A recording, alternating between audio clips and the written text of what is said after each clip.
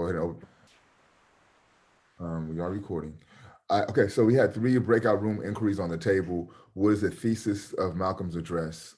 What did you think you know about Malcolm prior to the address? And then what did you learn about Malcolm after reading the address?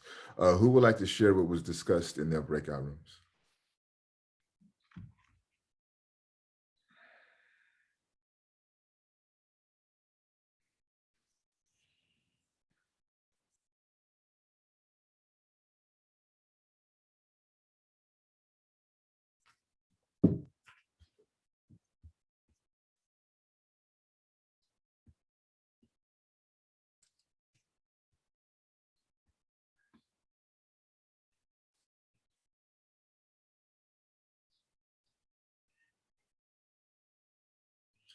Carlos, could you either say that out loud for me or put that in the group, in the chat so everyone could read it?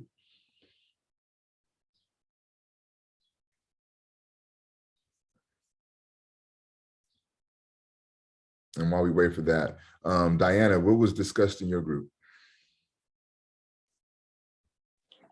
So we basically talked about like how he said that like we live in a country that claims to be like the land of the free, yet like people still have to like beg for rights. And like I also like thought about like how people still kind of have to find a way to like be in a comfortable like living situation, because not everybody has that.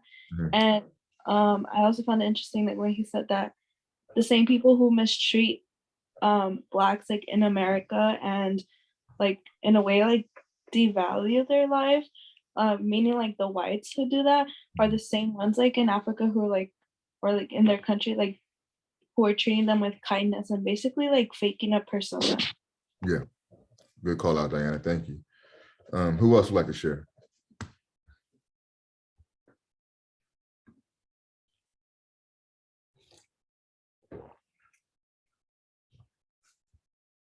So Natalie, why don't you say what you placed in the chat out loud, please, if your space permits. I was just saying how like I didn't know much about him, like not as much as how you know like Martin Luther King. And I know how like somehow they were like with the same concept, yet you don't learn about him. Like to be honest, all I knew was that he was a civil rights leader until now. Like I really know about him and his family. Okay, so so I'm gonna bleed that into the third question, Natalie. So what do you know about him now after you read his speech? After I read, I just know a lot about his family. I know how Malcolm himself, like his home like was destroyed, and then his dad, like for his teachings, he like lost his life, and how his mom was like raising a family of 7 and 8, and it was really hard for her, and how he like wanted like he was like education and he was anti-colonization. So that's what I learned from the reading. Cool. Thank you, Natalie. We'll get one more and I'll work through what Carlos placed in the chat. Australia, what was discussed in your breakout room? Yeah, well, I shared with my partner that every time I hear the name Malcolm X, like the US kind of paints him out to be this like radical politician guy. But when I read his speech, he actually doesn't identify as a politician. He sounds like a guy for the community, and it just painted a different picture than what the US painted him out to be. Thank you, Australia. I think what's important in your comments is the fact that, right, who paints this picture of who Malcolm is? And you say, you know, US. And you could say media, you could say government, you know, there's a lot of ways that you could articulate how Malcolm has been depicted. Carlos was saying he learned how he was speaking the truth about America, about how Africans came to America with no choice, and how Americans have different versions of Black people depending on what they've done. And how Ghana, the Ghanaian president, Kwame Nkrumah, was making a big change about how African people's image were, and to allow them to be seen as strong. So I think those are very critical pieces to the dialogue, and critical pieces to Malcolm's conversation around how independent Ghana was able to shift the image and view and perception of African people. So I'll get into my notes. kind of provide a context to the address, right? It's 1964. Malcolm has split or left the Nation of Islam. The Nation of Islam is the organization that kind of gave him his foundation, that gave him his original platform, and really gave him what they call the knowledge of self. And since Malcolm has defected from the Nation of Islam, he has gone on what they call the Hajj, right? His pilgrimage back to Mecca, and which is the duty of all Muslims, right? But during his Hajj, he was able to take pit stops in various parts of Africa, the West Africa in particular, Ghana and Nigeria.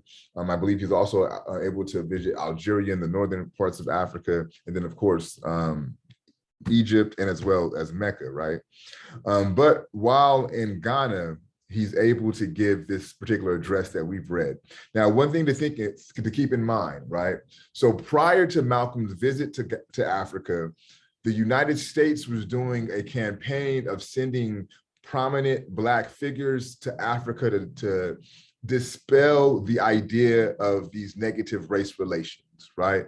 So they'll send either so-called community leaders, celebrities, athletes, whatever the case may be, to Africa, and they would take them on like they call speaking tours, if you will, right? And have them talk about how what you read about these racial dynamics in the country are really false. So they're trying to devalue what people in Africa may hear about how America treats Black folks, right? So keep this in mind when you think about a lot of what Malcolm's saying and a lot of the thesis, if you will, of his address, right? And for me, the beginning of anything that we read is always important. And he lets us know that this is going to be an informal address because Black folks have an informal relationship with America. Now, I just don't want to gloss over that. I want you to think about this. So he is on a global speaking tour, right, throughout the African continent. So, and he's coming to the University of Liberated and Independent Ghana. Now, that's a very important fact as well, because as Carlos points out, Malcolm is attentive to the point that Ghana is able to change the image of how Black people are seen throughout the world, right? Why that is so is because Ghana, I want to say in 1958 or 1961, I'm unclear on the year, but they're able to achieve their independence from British colonization, right? And this is done under the tutelage and the organizational efforts of Kwame Nkrumah.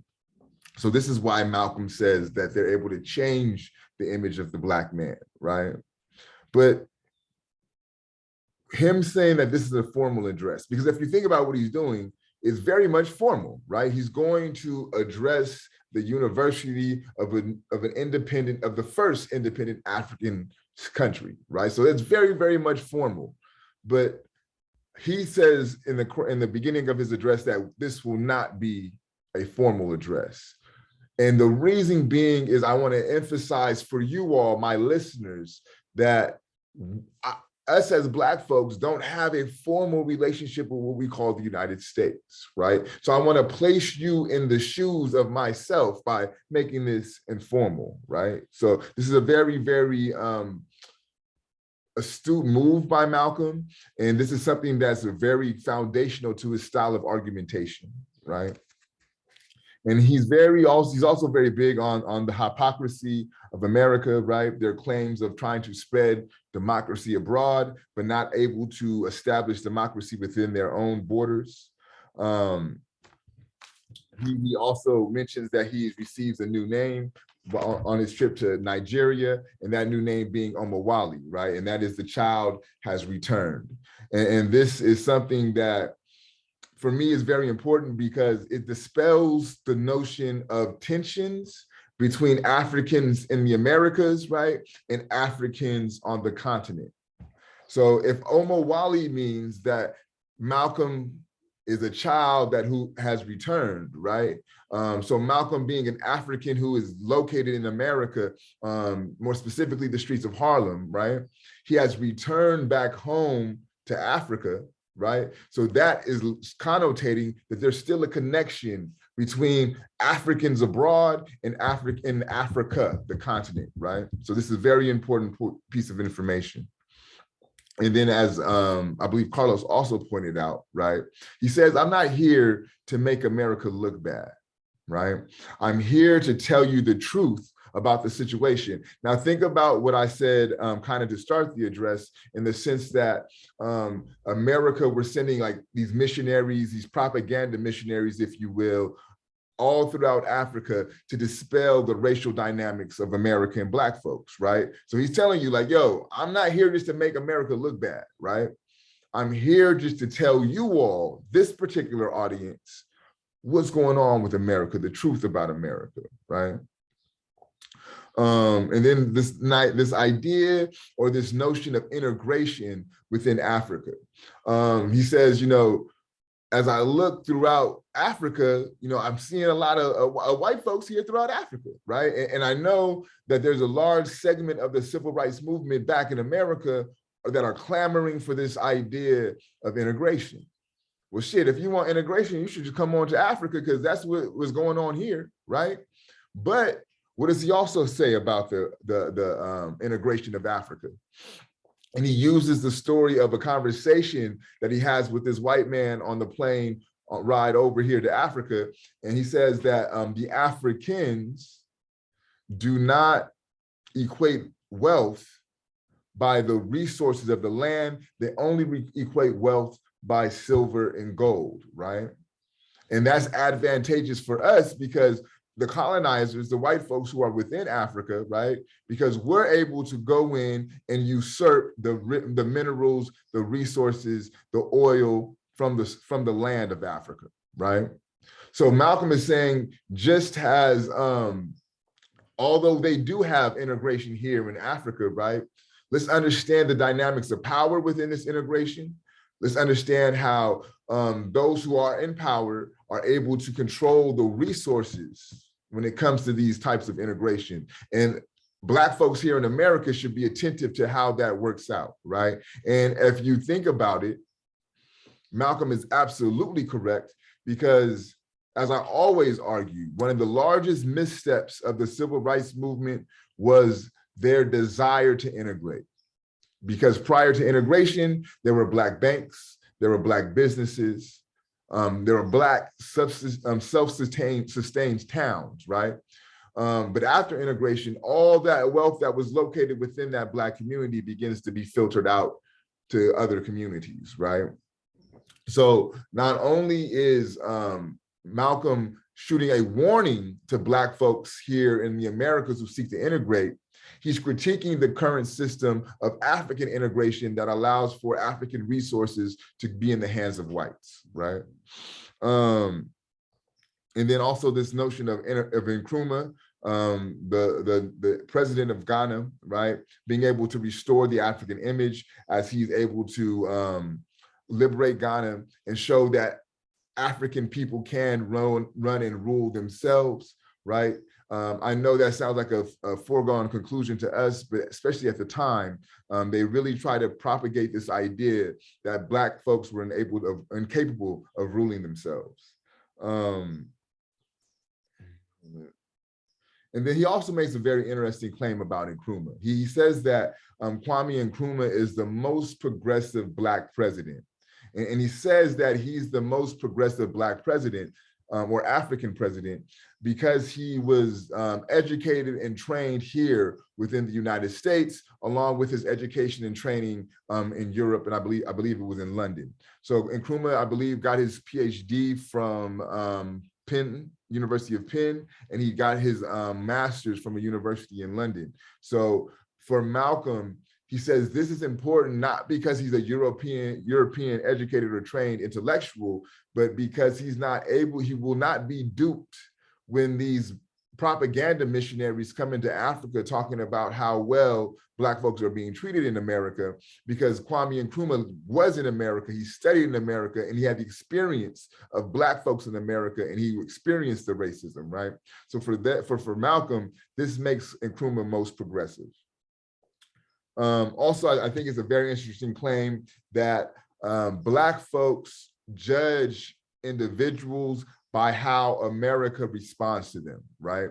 So if America is showering them with praise and honors and awards, Black folks should tend to be suspicious about that person because they, by and large, don't have our best interests at heart, right?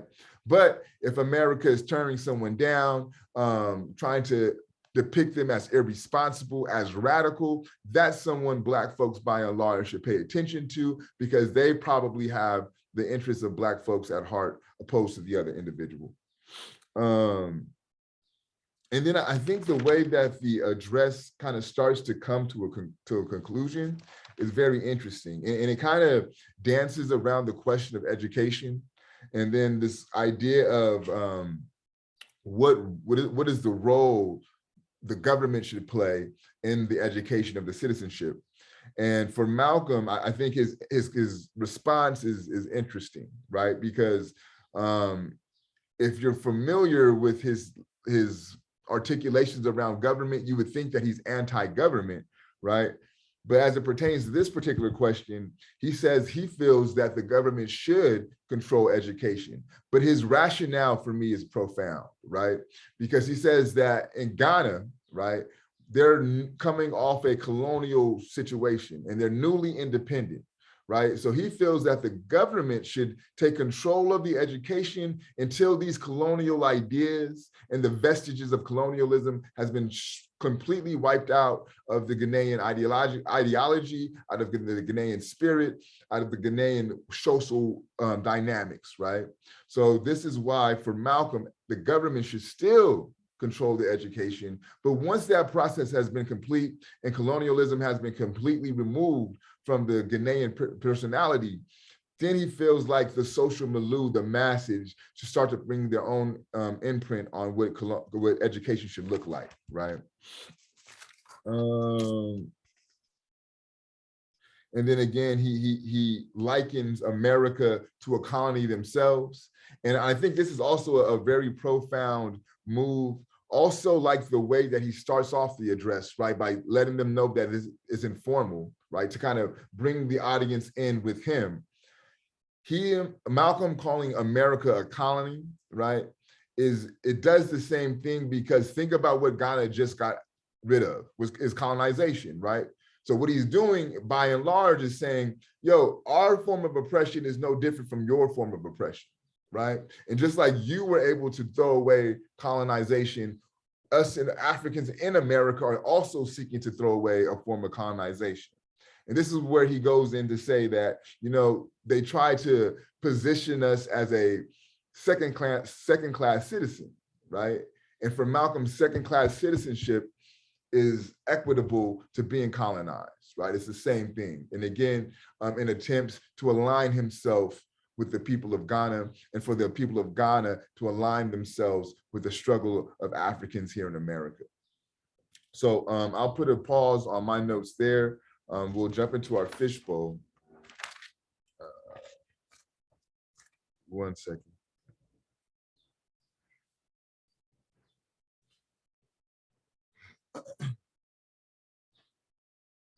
Okay. Who would like to volunteer for fishbowl? You can talk about my notes. You can talk about your breakout room. You can read your journal. You have to do 2 a semester. Can I volunteer? Okay, got you. Thank you.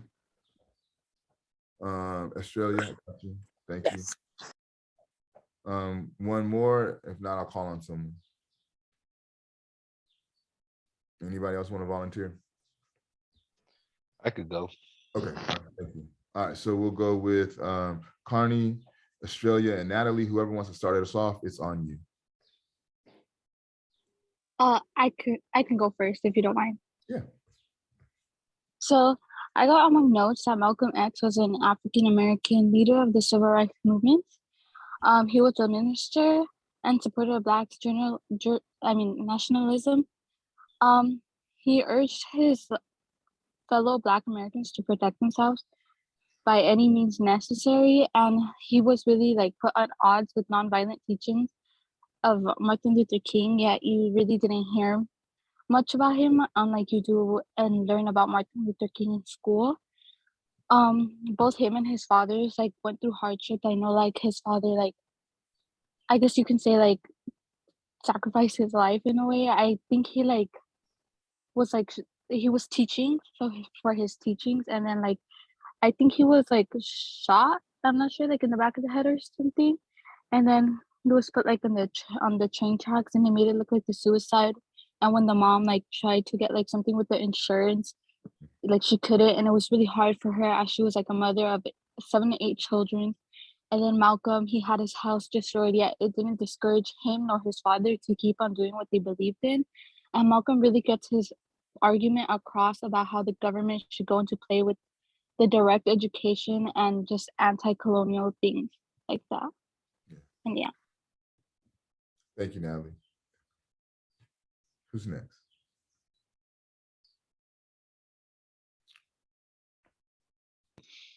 I could go.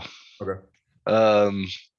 This is probably by far one of my favorite readings of the entire semester. I really think he was ahead of his time.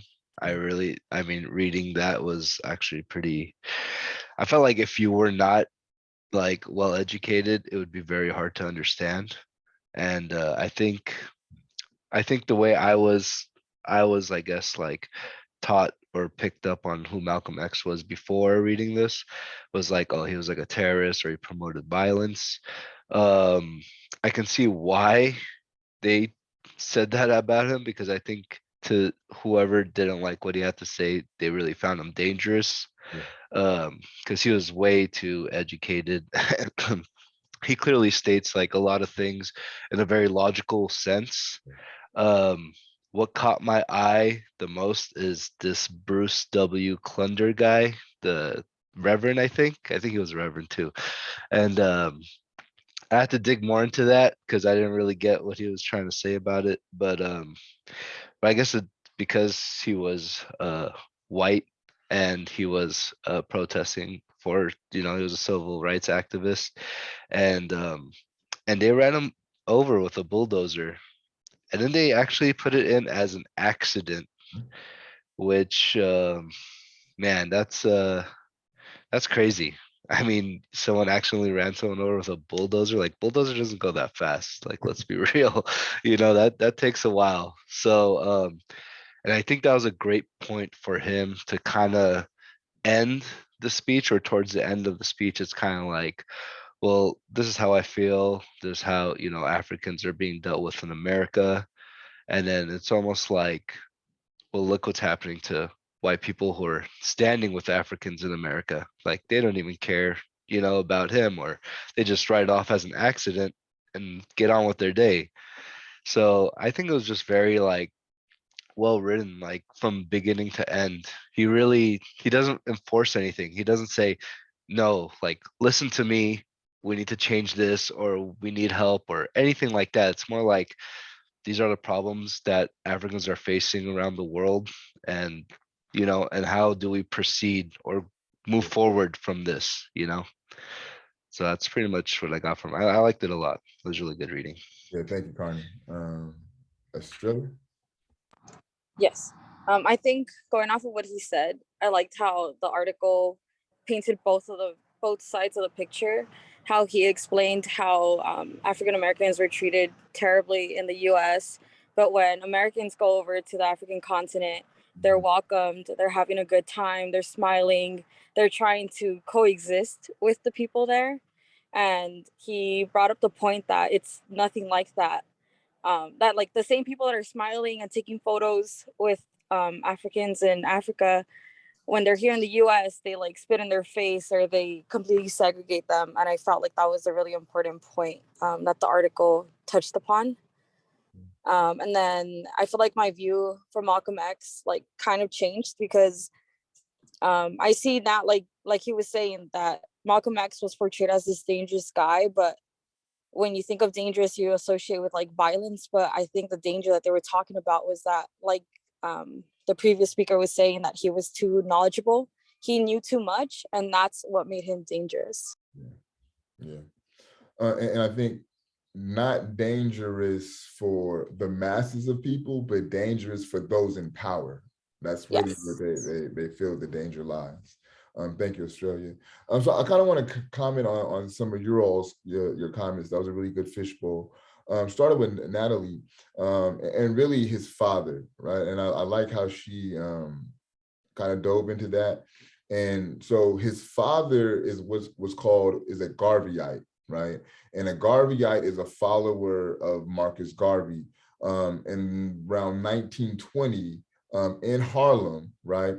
This Jamaican cat named Marcus Garvey organizes the largest mass Black movement, I believe still to this day, right? And Malcolm X's father was one of the Garveyites that followed that movement, and he would continue to preach that message in Omaha, Nebraska, I believe it is where he met, and that's where he met his fate. So there's this like bifurcation in Black radical thinking and Black activists and organizing efforts, right? So there's just like one tree or one branch of the tree that goes through the likes of Booker T. Washington, the early W.E.B. Du Bois, where he's talking about the talented 10th. And then you have like the likes of Martin Luther King, right? On the other branch of the tree, it's the likes of Samuel Delaney, the likes of George Pattermore, Marcus Garvey, and then Malcolm X, the Black Panther Party, etc. Right? So I bring that up to show that Malcolm is not only ideologically like a descendant of that form of thought, but this is passed down to him through his father, right? And through how he was raised in his household. But one thing I wanted to kind of ask or question that a claim that Natalie makes, because she almost contradicts herself. She makes the statement that Malcolm is the civil rights leader, right? But then he's at odds with nonviolence, which is a core component of the civil rights movement. And he has this kind of thing going where he's always pitted against Martin Luther King, who is the leader of the civil rights movement, right? So, you know, a question that I'll pose to the entire class: was Malcolm a civil rights leader?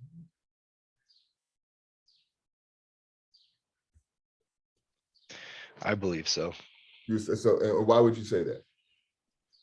I would say that because even though I guess it didn't align, or he didn't proceed or approach the situation like others, like Martin Luther King did, you know, but I feel like he felt like there needed to be like a disruptive way, not in a negative way, of course, but disruptive as in like a new, different take, you know, like for so many years, it's like, man, how should I put this? Okay, so like, I'm not nothing against religion or anything like that, but like, you know, like turn the other cheek, you know, how many times can you turn the other cheek? Let's be honest, right? Until like what? Until you can turn the other cheek for the rest of your life, but you're not going to get anywhere, you know?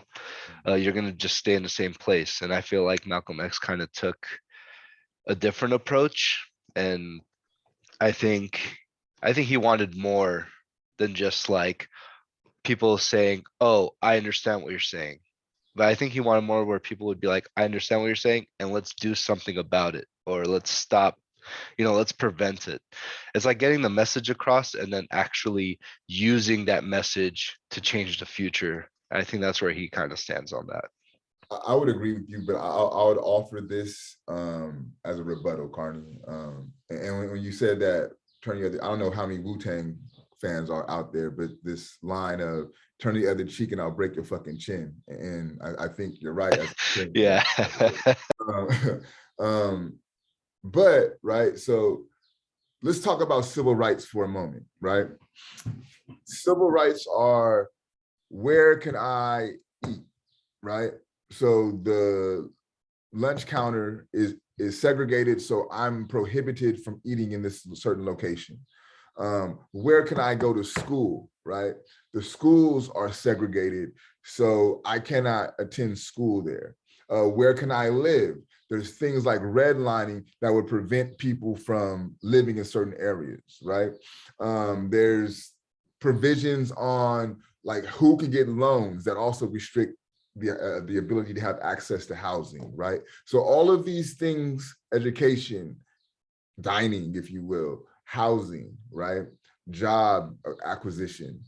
Those are all civil issues, right? That is all impacting your ability to be a civilian within the society, okay? So this is what the civil rights movement was about, right? Desegregating the transportation, right? The buses and what have you, right? Civilian issues. So you may not know this, but before Malcolm was assassinated, his major desire was to take the United States to court to the United Nations for human rights violations.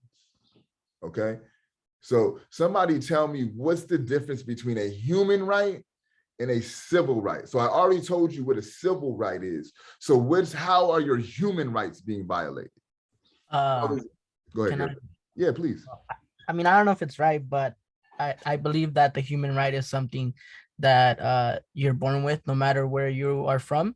Unlike he did mention that in America you have like American rights, since you're born under the Constitution of the United States, and they give you certain rights, but the human rights are technically just like the right to live is your human right, since no one is like no one could take that away from you, that you're born with.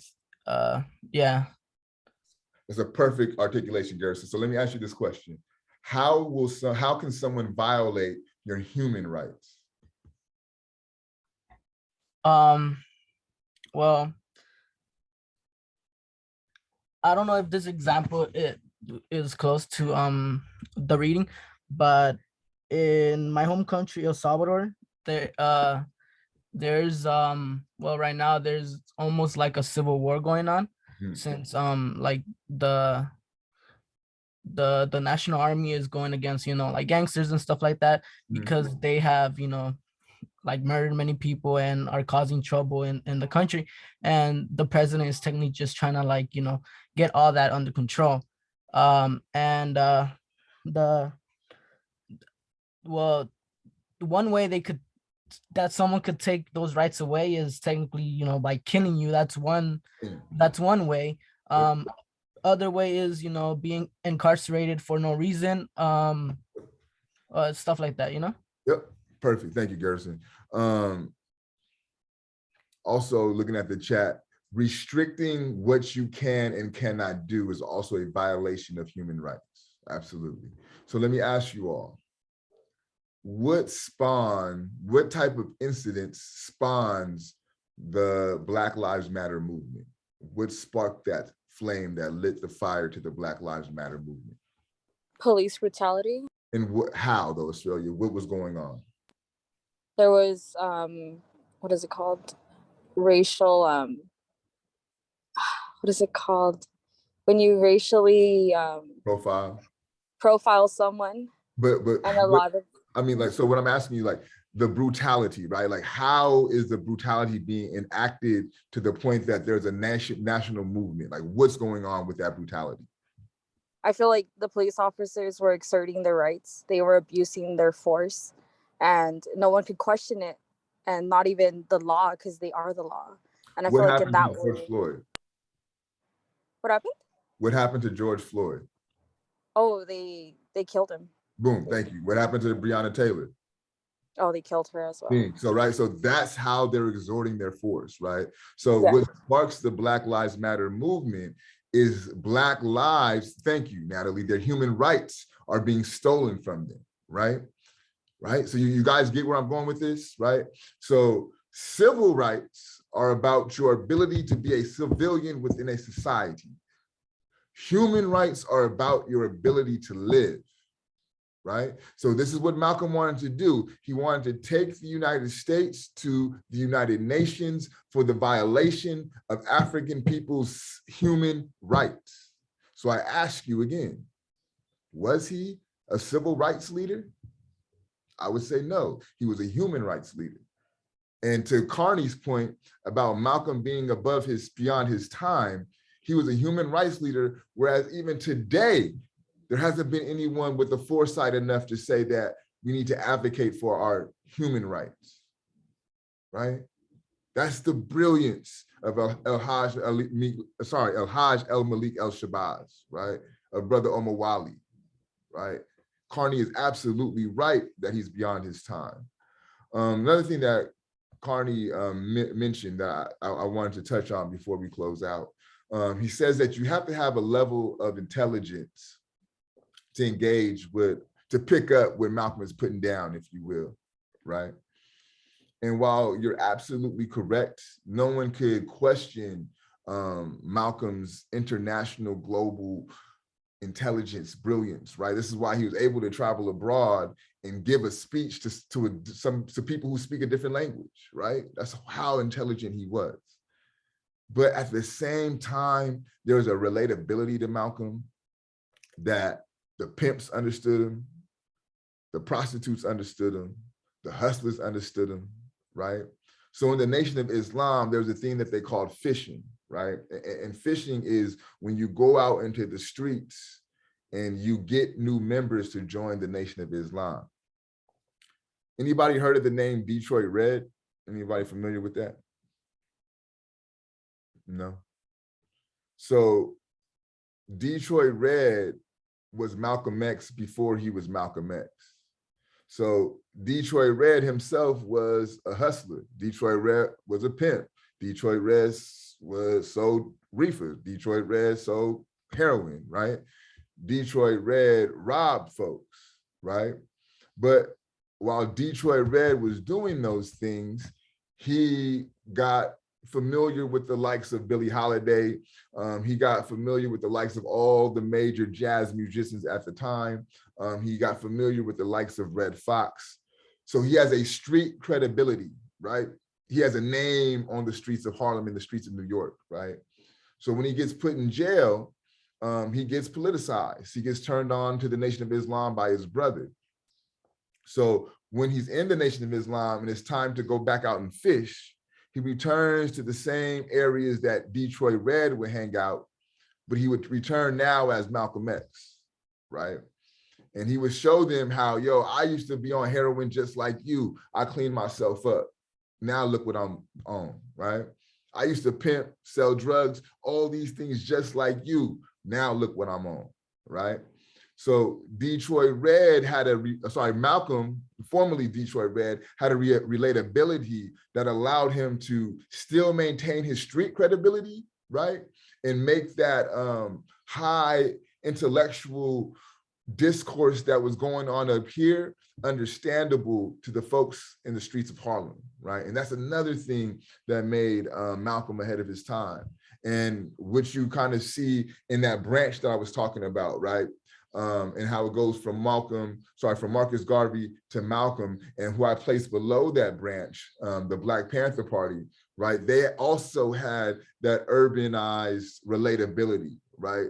To that everyday quotidian Black folks was interested in what they were talking about. And I think that's one of the things that the civil rights movement started to lose. Because to be in the civil rights movement, by and large, you had to be Christian, you had to participate in respectability politics, you had to be this really buttoned up depiction of Blackness.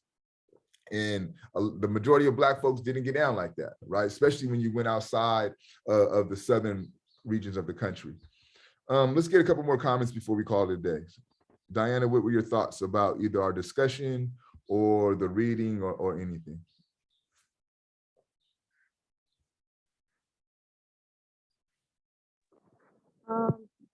Well, like I just found it like really cool, not like cool, but like interesting, how like in the reading or like the speech, it says how like American like never gave freedom to the black man in America, and like they don't want to recognize that they like didn't do that. Like I think that's interesting to say because like there's a lot of like talk about how like, oh, come to like America, like you'll be like accepted, like doesn't matter, like there's the land of the free, like anybody could come here. And like even if you're born here, like I think Malcolm said like if you're born here, like you're a black man, like you're still not a citizen, or like you're not an American. I think that's like, I don't remember exactly what it said, but I just found it like to be sad, like how it's like that they think about it. Okay. Thank you, Diana. Alfonso, what were your thoughts about the conversation or the reading itself? I wrote a quote that I thought was interesting. It's when he says, I'm from Africa, but I'm not American. Malcolm doesn't want to identify as American because he doesn't want to represent a country that's treated him with lies and inequality. He feels as if he was lied to and calls America out for their hypocritical system. He says that he's a victim of Americanism. So that was interesting. One thing I want to mention that Carney had stated that I forgot to talk about. He mentions the point that Malcolm was making about the preacher who was killed, or the priest who was killed, and how he was killed for being bulldozed, right, for assisting the civil rights movement. And they were allowed for that to go on without really, batting an eye, right? Can I ask y'all a question?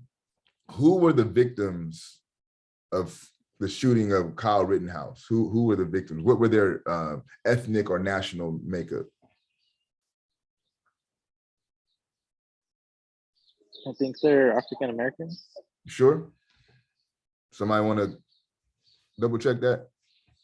The victims of Kyle Rittenhouse. For sake of time, they were white, right? I believe, yeah, 2 of them for sure were white, right?